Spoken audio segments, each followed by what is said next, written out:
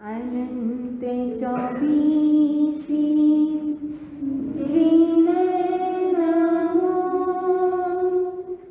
सिद्ध अनंता प्रो केवल ज्ञानी कर धरा वंदु बेकर जो। अनंत ज्ञानी अनंत दर्शी शासनेश स्थितेश तीर्थंकर प्रभु महावीर स्वामी जी के चरणों में कोटि कोटि वंदन करने के पश्चात एक अवतारी विष्णु प्रतिज्ञाधारी चर्चा चक्रवर्ती अखंड बाल ब्रह्मचारी आचार्य सम्राट पूज्य श्री जयमल जी महाराज को कोटि कोटि वंदन। जय गजाधिपति व्याख्यान वाचस्पति उग्र विहारी वचन सिद्ध साधक बार्य पटधर आचार्य प्रशिपाल चंद्र जी महाराज गौ तपस्वी अप्रमद साधक उपाध्यायी प्रभु श्री गुणन चंद्र जी महाराज ऐसे जैन समरी मार्ग के प्रारंभ करता अनुपेहा ध्यान प्रणेता प्रवचन प्रभावक पूज्य गुरु डॉक्टर श्री पदम चंद्र जी महाराज आदि सभी गुरु भगवंतों के चरणों में कोटि कोटि वंदन करने के पश्चात समी प्रमुखा समी श्री निधि जी को गुरुदेव की आज्ञा से आत्मबंधुओं अनंत ज्ञानी अनंत दर्शी तीर्थंकर प्रभु महावीर स्वामी जिनकी वाणी चक्कर को मिटाने वाली है। कौन सा चक्र? बंधुओं 7 प्रकार के चक्र बताए जाते हैं। संसार चक्र, अशोक चक्र, सुदर्शन चक्र, काल चक्र, धर्म चक्र, कर्म चक्र और सिद्ध चक्र। बंधुओं जो चक्र है वो क्या है? घूमता है।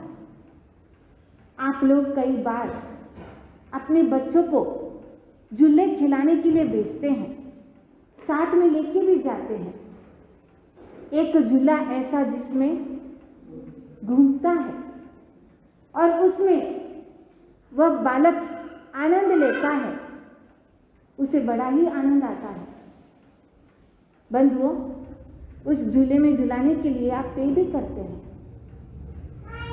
ऐसे ही संसार के अंदर एक प्राणी, सिर्फ एक ही नहीं, सभी प्राणी उस चक्कर में घूम रहे हैं और घूमते ही उससे आनंद आ रहा है। आनंद आ रहा है इसलिए अभी तक वह घूम रहा है। अगर उसको आनंद नहीं आता, उस बालक को उस चक्कर में, उस झूले में अगर उसको आनंद नहीं आता तो तुरंत कह देता अपने माता से, अपने पिता से, मुझे यहाँ से नीचे उतारो। लेकिन उसको उसमें आनंद आ रहा है, इसीलिए वो उसमें घूमता जा रहा है। ये भव्य प्राणी जो है, जो संसार के अंदर, उनको भी आनंद आ रहा है। लेकिन कौन सा आनंद? 2 प्रकार के आनंद होते हैं, एक आत्म आनंद और दूसरा पुद्गल आनंद। आत्म आनंद तो कुछ प्राणियों को ही आता है, लेकिन पुद्गल आनंद हर एक को आता है।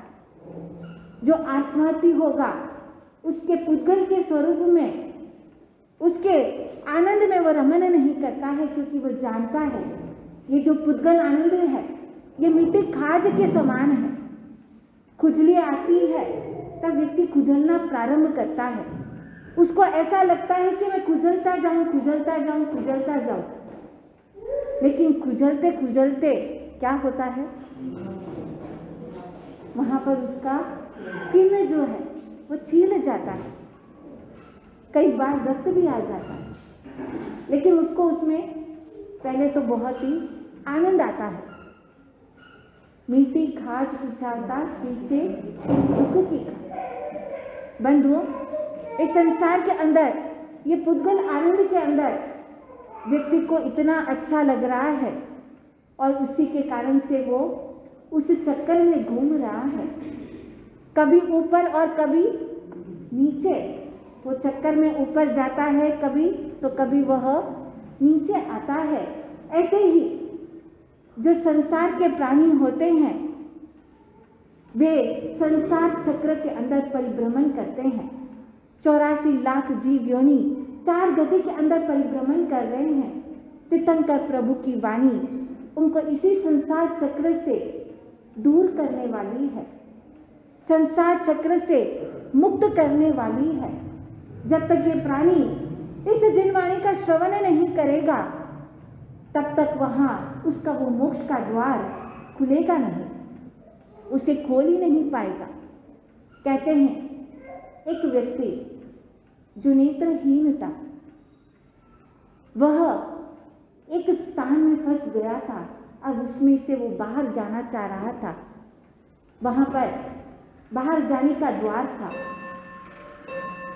अगर द्वार उसे दिखाई नहीं देता है तो वो कैसे बाहर जा सकता है? बंधुओं, 5 इंद्रियां बताई जाती है।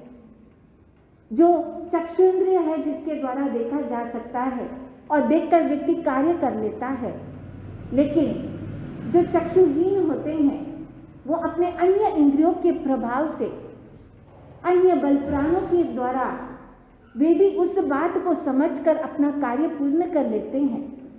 वहाँ पर चक्षुंद्रिय बलपान उनका क्षीण हो सकता है, लेकिन अन्य बल प्राण उनके जागृत होते हैं। वो नेत्रहीन व्यक्ति वहाँ पर उस डोर के पास पहुँचना चाहता था और स्पर्शेंद्रिय के माध्यम से स्पर्श करते हुए दीवारों को छूकर वह देख देख कर जा रहा था। नेत्र के द्वारा नहीं, स्पर्श के द्वारा वह उस बात को समझ रहा था, यहाँ अभी दरवाजा है या दीवार है, जाता है। जैसे ही द्वार के पास में नजदीक पहुंचने ही वाला होता है, तभी उसी समय उसके सिर में खुजली होने लग जाती है। अब उस समय वो खुजलने लगता है। जैसे ही खुजलता है तब तक वो द्वार आगे निकल जाता है। खुजलते समय वहाँ पर वो द्वार छूट जाता है और फिर वापस वो एक पूरा फिर से बोला। बंधुओं, एक बार होता है, 2 बार होता है, बार बार ऐसा ही होता है, क्योंकि जब जगने का अवसर आता है, जब वहाँ पर उस द्वार से बाहर निकलने का अवसर आता है, उसी समय उसको वह खुजली होती है और वो छूट जाता है।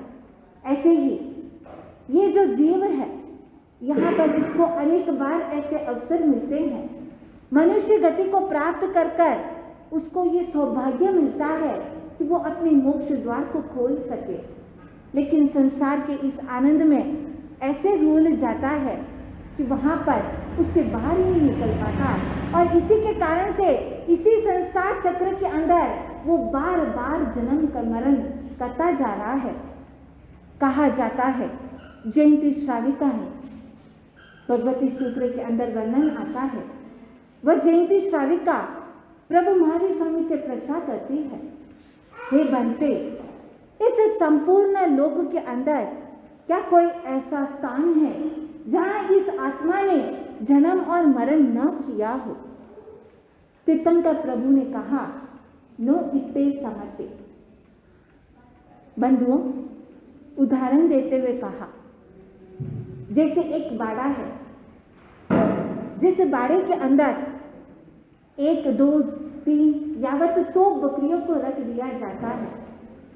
उसमें ज़्यादा से ज़्यादा ठूस ठूस कर भरो तो 1000 बकरी भी उसमें रख दी जा सकती है। 6 महीने तक उन बकरियों को वहीं पर रखा जाता है और इस 6 महीने के दौरान 1 बकरी, 2 बकरी, 3 बकरी यावत 100 बकरी, 1000 बकरी, जो भी ये बकरियां हैं, उनका ऐसा कोई स्थान होगा क्या जिसमें उन्होंने मल मूत्र आदि न किया हो? ऐसा कोई स्थान होगा क्या जो स्पर्श से रहित रहा हो? बंधुओं, कहा जाता है, प्रभु महावीर ने कहा है, कदाचित ऐसा हो सकता है कि वहां पर इन 6 महीने के दौरान 1 बकरी, 2 बकरी यावत 3 यावत 1000 बकरी उन्हें बाड़े में रहते हुए वहां पर ऐसा स्थान हो भी सकता है, चूक भी सकता है, जहां पर उस बकरी का स्पर्श न हुआ हो। लेकिन ये संपूर्ण लोक के अंदर ऐसा कोई स्थान नहीं है जहाँ इस आत्मा ने जन्म और मरण न किया हो। पूरे 14 रज्जुलोक के अंदर ये आत्मा अनादिकाल से जन्म मरण करती आ रही है और आगे न जाने तब तक ये करती रहेगी। अनंत काल तक भी कर सकती है या उस काल का अंत भी कर सकती है, पता नहीं है ये जीव का आगे क्या होने वाला है। बंधुओं, 3 प्रकार के जीव बताए जाते हैं, भवी जीव, अभवी जीव और जाति भवी जीव। भवी जीव जिनके अंदर भव्यता होती है, जिनमें मोक्ष जाने की कैपेसिटी होती है, जैसे एक सद्वा स्त्री जिसमें कैपेसिटी होती है कि वह संतान को जन्म दे सके। जिस समय उसे अपने पति का सहयोग मिलता है तो वह समय पर संतान को जन्म दे भी देती है। ऐसे ही जो भव्य प्राणी होते हैं उनको ऐसा अवसर मिलता है, देव गुरु और धर्म का सहयोग मिलता है और उनके सहयोग मिलने से वो संसार के सागर से पार पहुंचकर अपने जन्म मरण का अंत कर देते हैं। बंधुओं, और कुछ प्राणी ऐसे होते हैं जाति भवी है, वो भी भवी, लेकिन वो अपना अंत नहीं कर पाते हैं क्योंकि अभी तक उनको उस निगोद से बाहर निकलने का अवसर ही नहीं मिला। निगोद एक ऐसा स्थान जहाँ पर इस जीव की पहली शुरुआत वहीं से होती है। आज हम यहाँ इस मनुष्य भव के अंदर आए हैं, धर्म आराधना सब कर रहे हैं। ये आपको ये पुण्यवानी, आपकी ये पुण्यवानी कैसे बढ़ी, कैसे आप वहाँ से बाहर आए? कहा जाता है जब एक आत्मा संपूर्ण कर्मों का नाश कर कर सिद्ध बुद्ध और मुक्त होती है तब वहाँ पर उस निगोद से अव्यवहार राशि से व्यवहार राशि में आने का एक अवसर मिलता है। जब एक आत्मा सिद्ध होती है तब कहीं जाकर हमको ऐसा लाभ मिलता है। बंधुओं, वो निगोद कैसा, जहाँ पर कहा जाता है जीव एक पलक झपकाता है, उस एक पलक झपकाते समय 17.5 बार जन्म और मरण कर लेता है। और वह निगोद का ऐसा स्थान जहाँ पर जीव को एक स्वतंत्र शरीर भी नहीं मिलता। आज हमारा यह शरीर, इस शरीर के अंदर हमारी आत्मा स्वतंत्र है, हम जैसा चाहे वैसे हम कार्य कर रहे हैं, लेकिन उस निगोद के प्राणी को कहा जाता है इनको एक अपना स्वतंत्र शरीर भी नहीं मिलता है।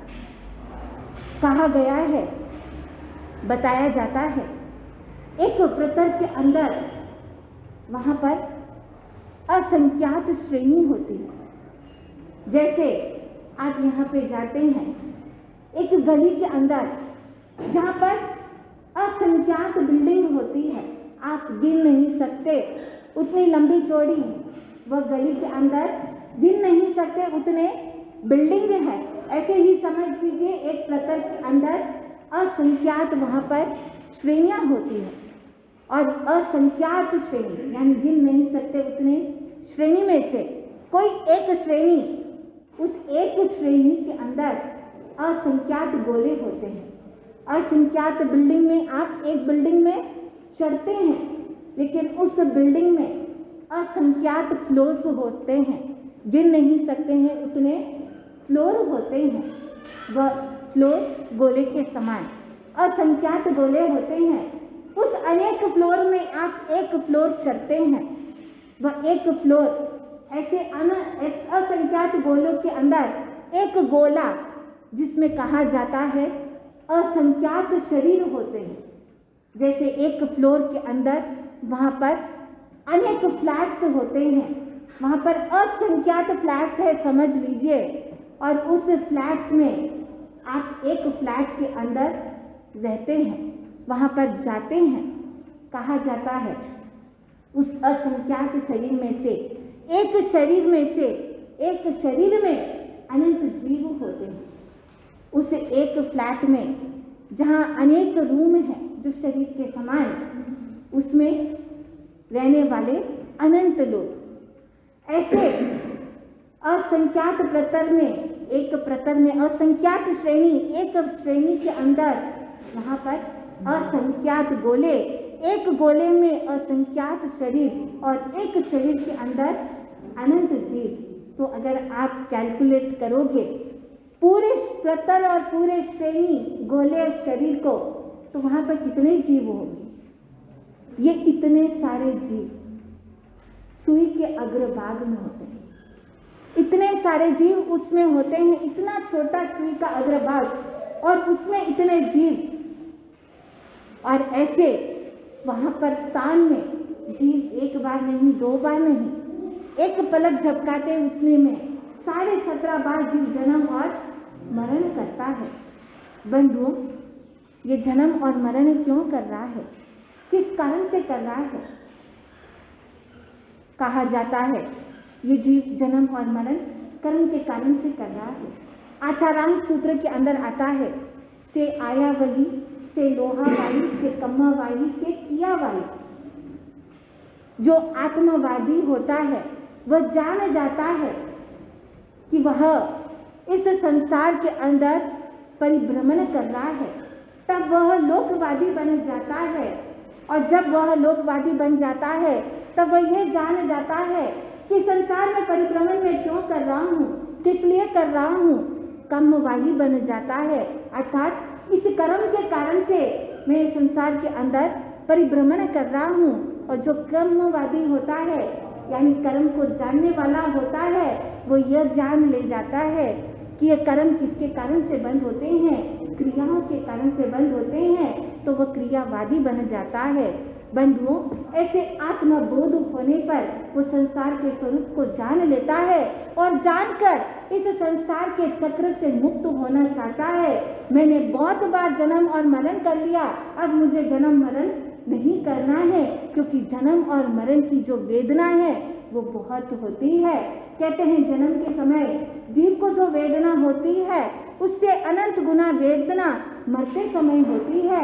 और जन्म की वेदना कितनी होती है बंधुओं, कितनी बार हमने जन्म और मरण कर लिया, लेकिन अभी तक आपको पूछूं, आपको याद है क्या?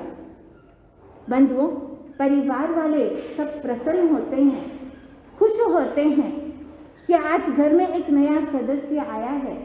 लेकिन बालक जो जन्म लेता है वो रोता हुआ क्यों जन्म लेता है?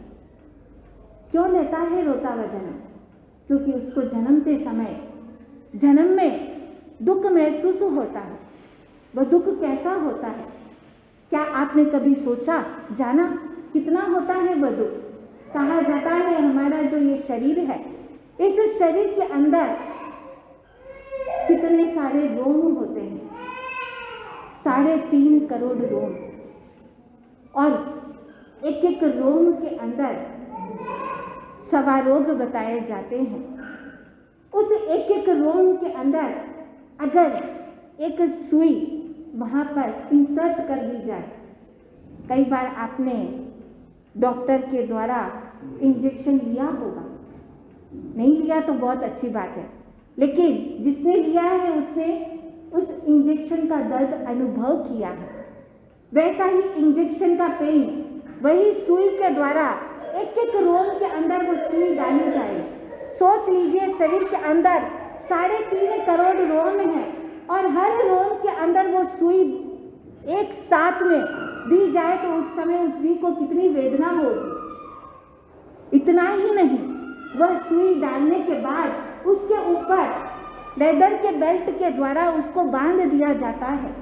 जब लेदर का बेल्ट उसके ऊपर बांध दिया जाता है, कई बार जब भी आप कुछ ऐसा बांधते हैं तो क्या होता है, और ज़्यादा प्रेशर आता है, जिससे वह और गहराई में चला जाता है, वह और अधिक गहराई में जाता है।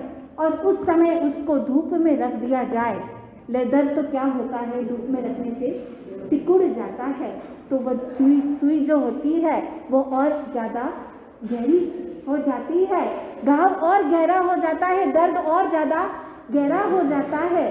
बंधुओं, आप सोच लीजिए ऐसी वेदना जो होती है एक साथ में जब जीव को अनुभव हो तो वो वेदना कैसी होगी। वैसी वेदना जीव को जन्म के समय होती है। और उससे भी ज़्यादा वेदना इस जीव को मरते समय होती है। इतनी वेदना हो रही है, ये जीव इतना दुख अनुभव कर रहा है, लेकिन फिर भी इस जन्म और मरण से मुक्त नहीं हो पा रहा है। क्यों नहीं हो पाया? क्योंकि वह उसने आत्मस्वरूप को जाना नहीं, अपने आप को पहचाना नहीं। इसके कारण से वह मुक्त नहीं हो पा रहा है। जैसे जो तीसरा जीव, अभवी जीव, जो कहते हैं धर्म आराधना भी करता है, संयम स्वीकार भी करता है, लेकिन अंदर से नहीं। और ऐसे जो जीव होते हैं वो कभी भी मोक्ष को जाने वाले नहीं होते हैं। वो बांझ स्त्री के समान, जिनको पति का सहयोग तो मिल जाता है, लेकिन फिर भी सहयोग मिलने के बावजूद भी वो मोक्ष को प्राप्त नहीं कर सकते हैं, क्योंकि वहाँ पर उनका जो धर्म है, वो जो भी करते हैं वो अंतर से नहीं होता है। इसलिए कहते हैं धर्म जो है वहाँ पर ढोंग से नहीं, धर्म को ढंग से करना है। अगर ढोंग से करोगे, किसी को दिखाने के लिए करोगे, तो आत्मा का कल्याण नहीं होगा। करना है धर्म, तो वहाँ पर उस धर्म के मर्म को समझना होगा। जो साधक ऐसा समझ लेता है और दृढ़ धर्मी की तरह, प्रिय धर्मी की तरह वो धर्म की आराधना करता है, वो देवों का पूजनीय भी बन जाता है। वह देवता भी उन्हें नमस्कार करते हैं और उनकी सेवा में आने के लिए तत्पर रहते हैं। बात चल रही थी, कल प्रसंग चल रहा था राजा प्रदेशी और केशी श्रमण का। राजा प्रदेशी जो कह रहा है केशी श्रमण से, मेरी दादी जो धार्मिक थी वो आई क्यों नहीं? बंधुओं, देवता कब आते हैं? ठाणांग सूत्र में 4 कारण बताए जाते हैं कि देवता इस धरती पर कब आते हैं। पहला, जिस समय वहाँ पर ऐसे तो जो देव होते हैं वो काम भोग में रत होते हैं, लेकिन यही देवता जिस समय उनको याद आता है कि आज मुझे जो ये रिद्धि सिद्धि जो मिला है, ये मेरे गुरु के पूर्व भाव में उनके उपकार के कारण से मुझे यह प्राप्त हुआ है, तब वह अपने गुरु को याद कर कर उनके श्री चरणों में जाता है और वहाँ पर उन्हें वंदन नमस्कार करता है। ऐसे समय में अपने गुरु को वंदन नमन करने के लिए वह देवलोक से इस धरती पर आता है।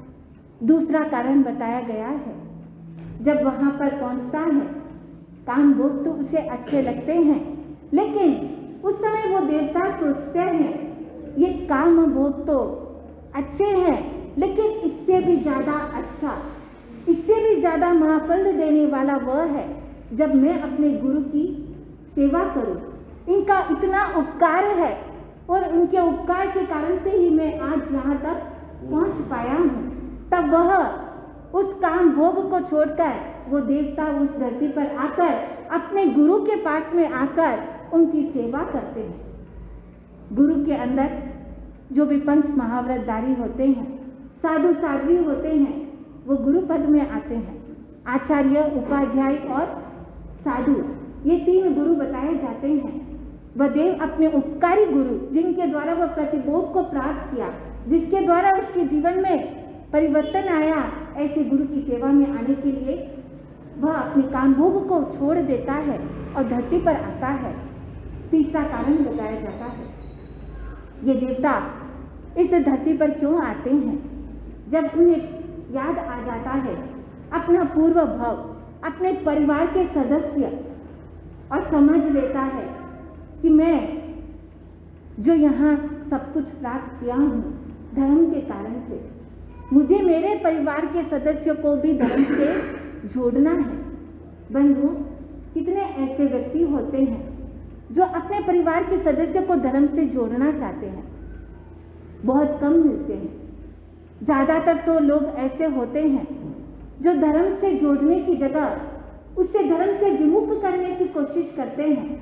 वह जाने लगता है स्थानक तो उसको रोकने का प्रयास करते हैं। वो आगे बढ़ने लगता है तो उसको रोक देते हैं। थोड़ा सा क्या चार समय कर ले तो बोल देते हैं बहुत समय हो गई अब बस। थोड़ा क्या तपस्या कर लेते हैं तो बोल देते हैं बहुत तपस्या कर ली अब बस।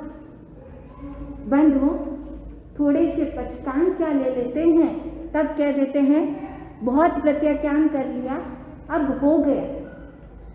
बंधुओं, वहां पर उसे आगे बढ़ने नहीं देते हैं।